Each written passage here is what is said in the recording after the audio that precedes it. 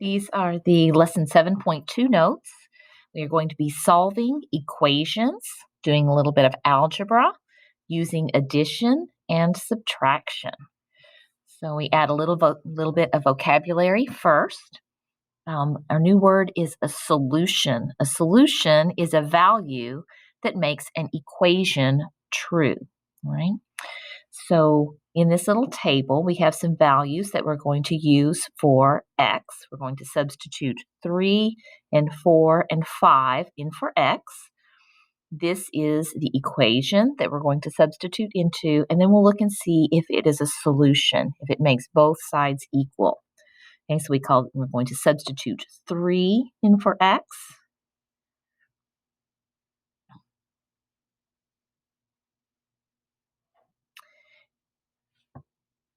And 3 plus 3 is 6.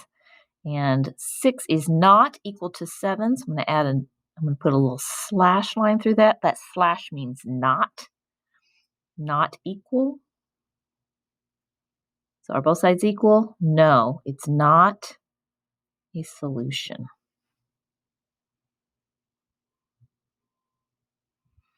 Now let's substitute 4 in for x. Let's do 4 plus 3 equals 7. Does 4 plus 3 equal 7? I wrote a little bit smaller this time so I could put the answer underneath. 7 equal to 7? Yes. 4 is a solution.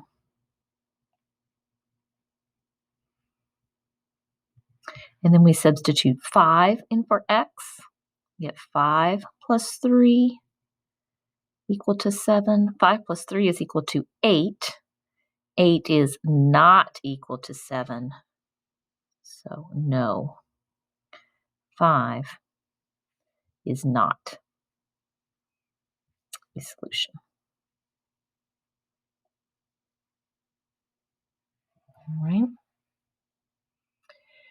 So when we are solving equations, the whole big idea of algebra is that you are using inverse operations or the opposite or the undoing to solve the equation. So we know that in regular order of operations, we do parentheses, exponents, multiply or divide, and add or subtract.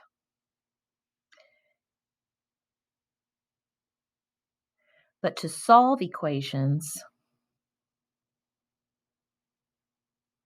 you work backwards.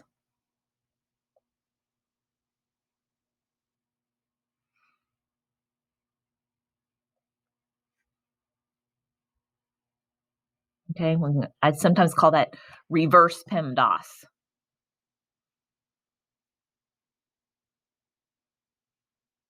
Okay, so the inverse of addition, what's the opposite operation of addition? Did you say subtraction?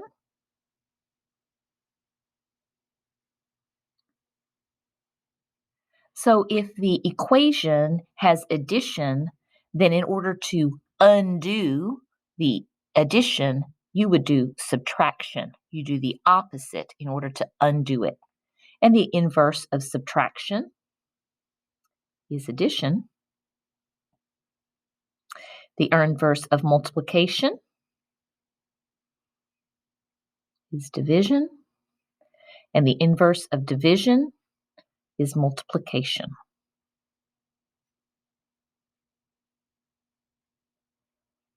All right. So we are going to look at the operation that was done in the problem, and then we're going to do the opposite in order to undo that problem, right? And then if there's more than one operation in the problem, then we apply the same principle and you work backwards to solve it. Okay, so let's look at the first problem. Just asks you to check a solution to see whether it is a solution of the equation. So my equation is P plus 10 equals 38. I'm going to substitute 18 in for P.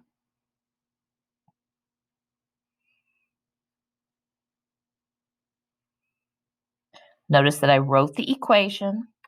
I wrote it again, substituting 18 in for p. Now I'm going to solve, and I put the answer. 18 plus 10 is 28. Bringing everything down. Is 28 equal to 38? No. 18 is not a solution. Your answers should look like this. It's not just an answer. I don't want to see no or yes. I want to see the substitution, and I want to see the answers. I want to see the values at the bottom. All right. Here we have 4y equals 56. I know that if I have the coefficient in front of the variable, that just means I'm multiplying, that I have 4 y's. So I'm going to substitute in 4 times 14 equals 56. And if I do 4 times 14, I find out that indeed that does equal 56. 56 is equal to 56. So yes, it is a solution.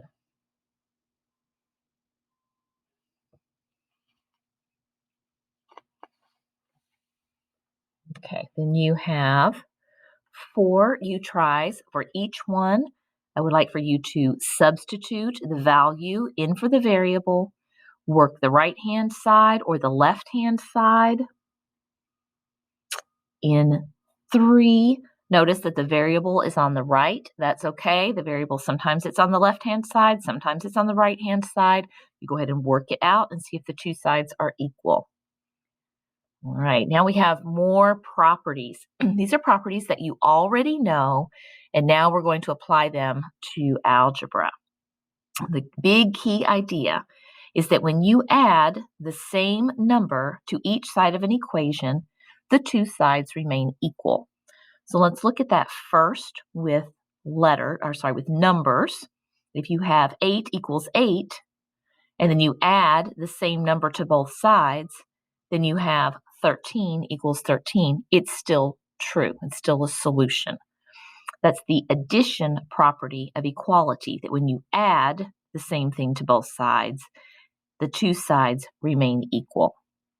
Algebraically, if I have x minus 4 equals 5, and then I add the same thing to both sides, now I've got a minus 4, and I'm adding 4, so that makes those two cancel out.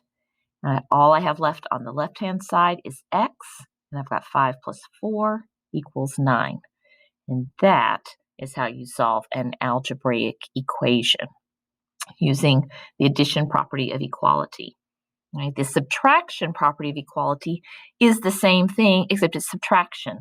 If you subtract the same number from both sides, then the two sides are still equal. 8 minus 5 is 3. 8 minus 5 is still 3. But then when you substitute variables in, now we've got x plus 4 is equal to 5. Well, what's the opposite of adding 4? What's the inverse of that I would do to undo it? I would subtract 4 from both sides. I subtract 4 here and subtract 4 here. Then all I have left is x equals, and 5 minus 4 is 1. And that's what it looks like to solve algebraically.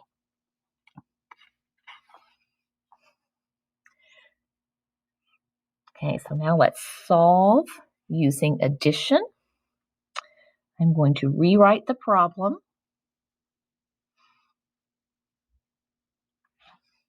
I always put a little dot, dot, dot down through the middle to help me keep track of the two sides of my equation.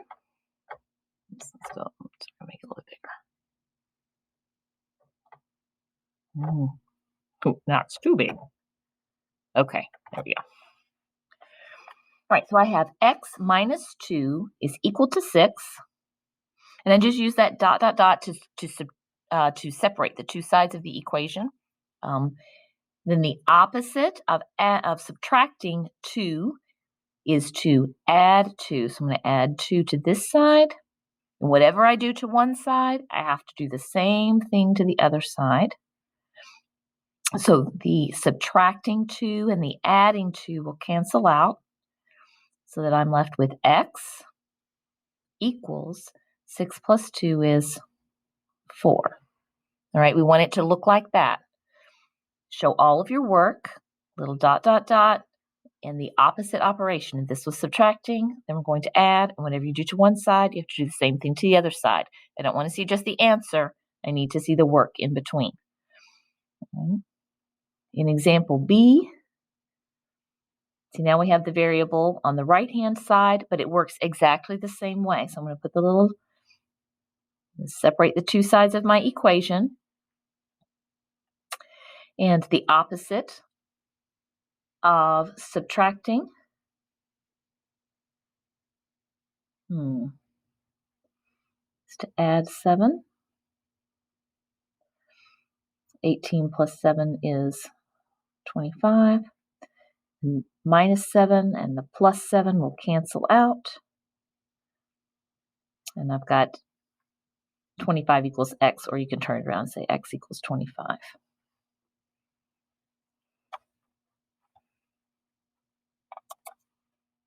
Okay, then you have 3 u tries.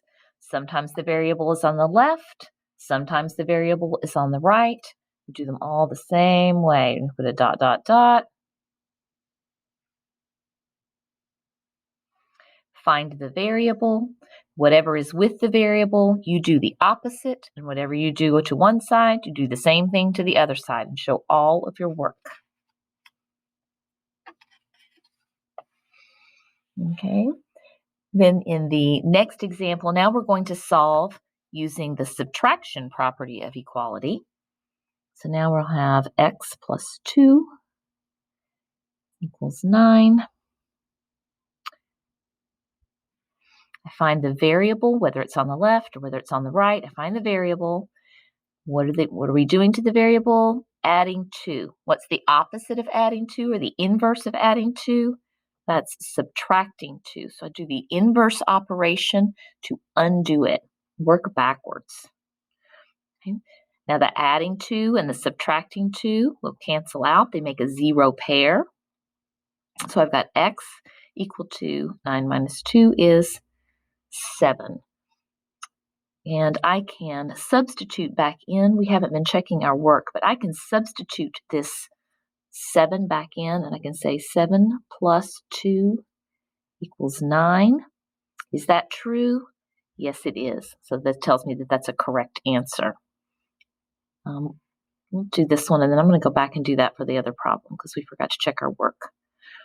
And that's an important thing to do. So same thing. Going to divide the two sides of the problem. Find the variable. Sometimes it's over here, sometimes it's over here. So find the variable. What's with the variable? I have 11 plus, or I'm adding 11. So the opposite of adding 11 is subtracting 11. Whatever you do to one side, you have to do to the other side. So this positive 11 or adding 11 and the subtracting 11, they cancel out to make 0 pairs. It'd be like with the algebra tiles, if you had 11 of the yellow ones and then 11 of the red ones, they pair up to cancel out. And then we're left with x equals 26 minus 11 is 15. And then I check my work. I'll always tell you to check or verify by substitution. So take that value for x and substitute it back in. 26 equals 11 plus 15. 11 plus 15 is 26. So yes, that answer is correct. All right, I'm going to go back a page, flip back to example 2 again, because we should have been checking our answers to make sure they're right. Oh, did I make a mistake? I did. See, right off. Oh, that's so good. I planned it that way. Not really. I just made a mistake. We're going to write x minus 2 equals 6. And then let's take that 4 and substitute it in. 4 minus 2 equals 6. 4 minus 2 is 2. Wait a minute. That's not right. There's a mistake here. So I have to look back at the problem. There's the mistake. 6 plus 2 is not 4. 6 plus 2 is 8. Let's work over here. Let's do 8. Let's just rework that problem. We add 2 to both sides. I've got x is equal to 8, not 4. Now substitute in and see if it's right. If we have x minus 2 equals 6, and we substitute in 8,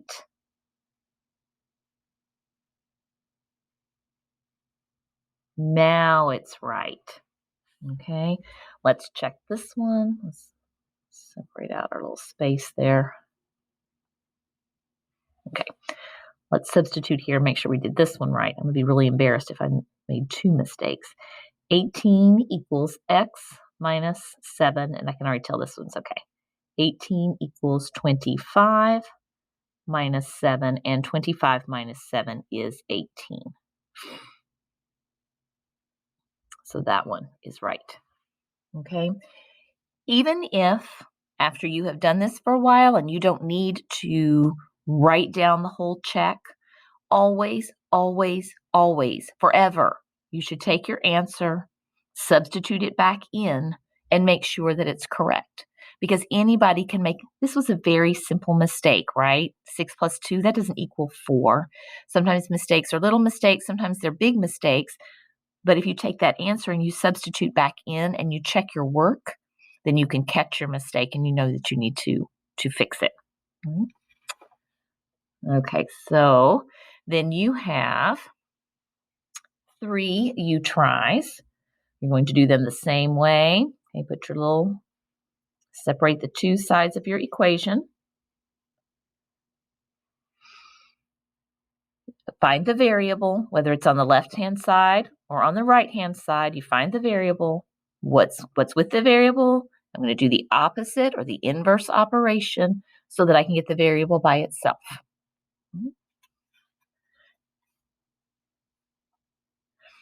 Okay, and then we have, this is really big. Okay, your parents give you $20 to help buy a new pair of shoes that cost $59.95. After you buy the shoes, you have $5.50 left. We're going to write and solve an equation to find out how much money you had before your parents gave you $20. I think almost always that the hardest part is the writing. Writing the equation is almost always harder than solving it, okay? So let's look for important information and then try to simplify that down so that we can write the equation. Your parents give you $20. Okay, that's the parent part. To help buy a new pair of shoes that cost $59.95. That's going to be important. And then after you buy the shoes, you have $5.50 left. Write and solve an equation to find out how much money you had before your parents gave you $20. Let's see. So this whole thing, that's the variable. All right, that's what you're solving for. And what should we use? You want to use S for the starting amount. Okay, so let S equal the starting amount. Call that defining the variable.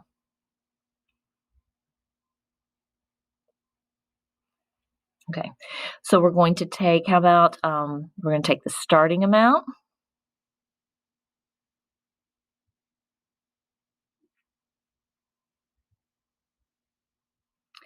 And then what happened? Let's see. Your parents gave me $20. And then I bought some shoes. And then I had some money left. So I'm going to take some starting money. And I'm going to plus the amount from the parents.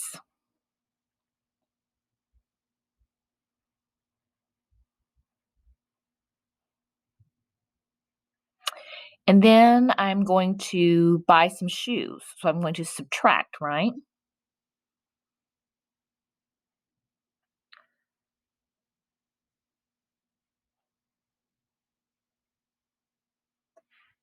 And that is, or it equals, the amount left. Right? So you're looking at the problem and you are thinking about how I can simplify that into or change it into math words. All right, so now we've got the starting amount plus, I know how to write that, some amount from the parents minus the cost of the shoes is the amount left. Right? And after we've got it that far, then it's pretty easy. So the starting amount, that was S. That's the variable, and that's what we're solving for. Plus the $20 from parents minus the cost of the shoes, which is $59.95, is equals and $5.50.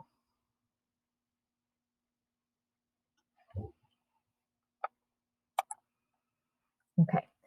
We will do this in 2 steps. So I see that I have, what I want to do is end up with the S by itself. We call that isolating the variable. You want to get S by itself. So you look at everything that's with S, and you're going to do the opposite operation. All right, so this says adding 20, so I know that I'm going to need to subtract 20. And this has subtracting $59.95, so I know that I'm going to need to add $59.95. Because we are not super confident with integers yet, I'm going to start here, and that will keep everything positive. All right, if we try to subtract 20, then that's going to make that negative, and we're just not quite there yet. So let's start with adding $59.95.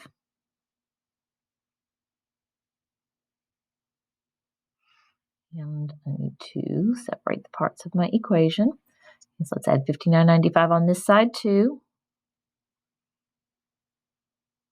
All right, and now subtracting $59.95 and adding $59.95, that will cancel out. So what's left here on the left is S plus 20 equals, and you can use your calculator if you want, or you can figure that out. 550 plus $59.95 is equal to $65.45.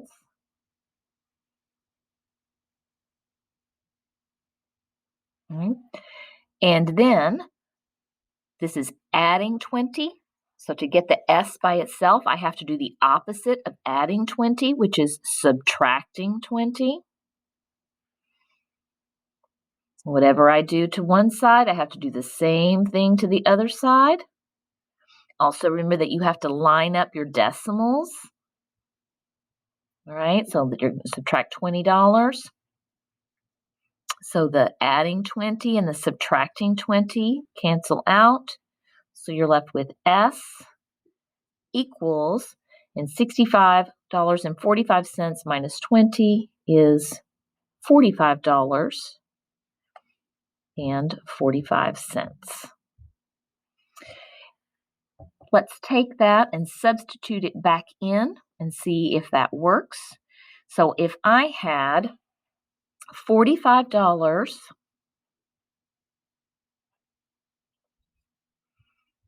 and 45 cents, I'm running a little short on space here. I'm just taking this answer and substituting it in right here, okay? Plus 20 minus 59.95. Does that equal 550? Let's see. 45.45 plus 20, that's 65.45. And $65.45 minus 20 does equal $45. Whoops. What did I do? 65 minus this. Oh, it's working backwards. I'm going to double check myself there.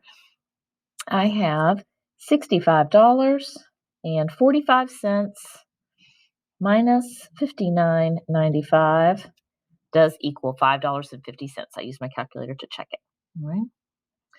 Calculators are okay for checking. Calculators will not show your math for you. All right. So you need to know how to set the equation up, and then you can use your calculator to check. Now let's look at the you try.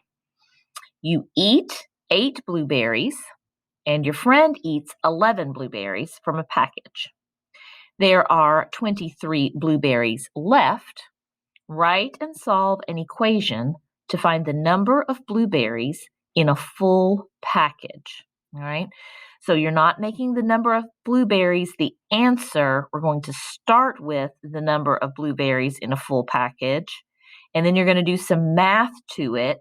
And then you're going to find out, and you're going to make that equal the number that are left. Right. That's a tricky thing to get used to. So the solution is not the answer. The solution is part of the problem.